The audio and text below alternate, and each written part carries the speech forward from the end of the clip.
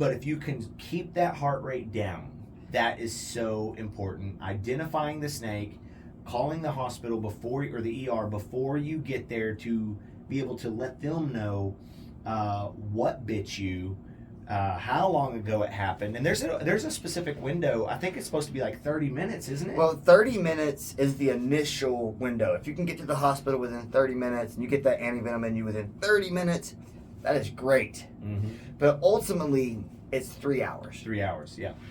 3 hours. I mean, realistically, you've been bit by a rattlesnake and you're way out in the woods, and you've got 3 hours before bad things starts to happen. And as you can see in my case, I went 3 days. Mm-hmm. And so ultimately, if you're just far removed from a hospital or you're several hours away from your vehicle and you get bit, don't panic. Mm-hmm. Use the exact same precautions. Slow your heart rate. If you got a hike ahead of you, hike it at a nice slow pace. You don't have to run. You've got time. Mm-hmm. And that's one thing that's very important to remember. And with that, I think another good thing to remember is, and you had said it, within a couple of minutes, the pain was excruciating. So you have to prepare. I mean, how do you prepare for that? You know, you really can't. Well, you join the Marine Corps. You go. But you do. You have to mentally prepare yourself. Now, hey, Yes. I could one day be in so much pain that there's nothing I can do about it, and I just got to endure it until I get to my destination. Right. You have to think clearly. You know, I'll never forget. I mean, it's not a snake bite, but I'll never forget when I broke my ankle while hog hunting one evening, and we were approximately, give or take, about 3/4 of a mile away from the truck. Do you know how hard it is to walk on a broken ankle?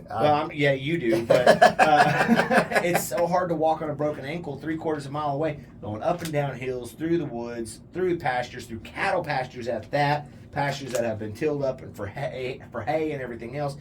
I mean, it is painful experience. So, I mean, you've got to know now that you have this chance of being in so much immobilizing pain, but you've got to be able to control ultimately everything. Control You've got yourself, to be able to control yourself, your heart rate, everything. Yeah, and it's not easy. Mm-mm. It's not. Like I told you from the get-go. On the inside, there was a little girl screaming. Sure. And she was screaming very loud. But, like I don't know if it was the Marine Corps training or being a daddy. Being a daddy is an amazing thing. And it does something to you psychologically. Like, you got to get through. There's no other option. Right. And so just stay calm. You still got a brain that works just fine. Use it. Think. What do I need to do? All right, I need to stay calm. I need to identify what bit me.